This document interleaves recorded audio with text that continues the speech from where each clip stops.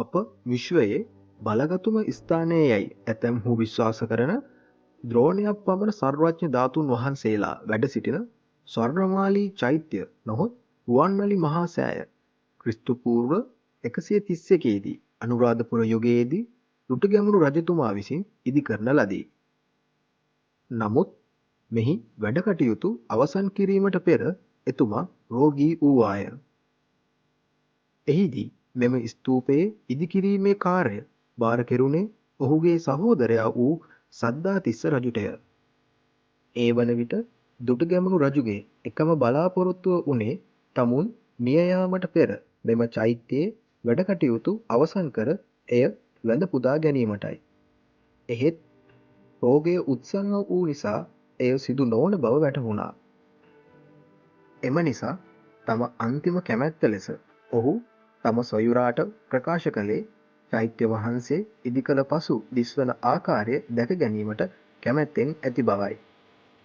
ඒ වන විට අඩක් නිම කළ චෛත්‍යයෙහි නිම නොකළ කොටස ලී භාවිතා කර රාමුවක් සකසා ඒවා සුදු රෙදි යොදා ආවරණය කර දාගැබ නිම කළ පසු මේ ආකාරයට දිස්වේ යයි දුටුගැමුණු රජුන්ට පෙන්වා දුන්හ.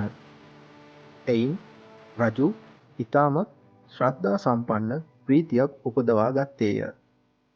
එම සිදුවීම සිදු වූ ස්ථානය එහෙමත් නැතිනම් සුදුරෙදි යොදා චෛත්‍ය සම්පූර්ණ කළ පසු රජු එය නැරඹූ ස්ථානය අදටත් අපට දැක ගන්නට පුළුවන්.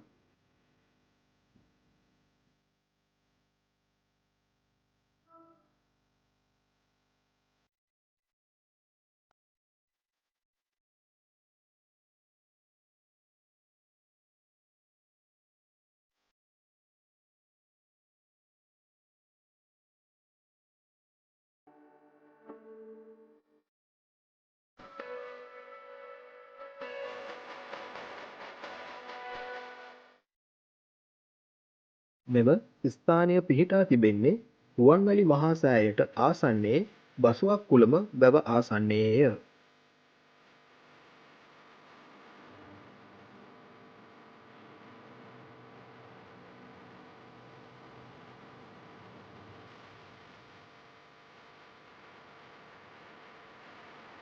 මනරම් ලෙස කැටයම් කළ ගල් කුළුණු අදටත් මෙහි දැක ගන්නට පුළුවන්.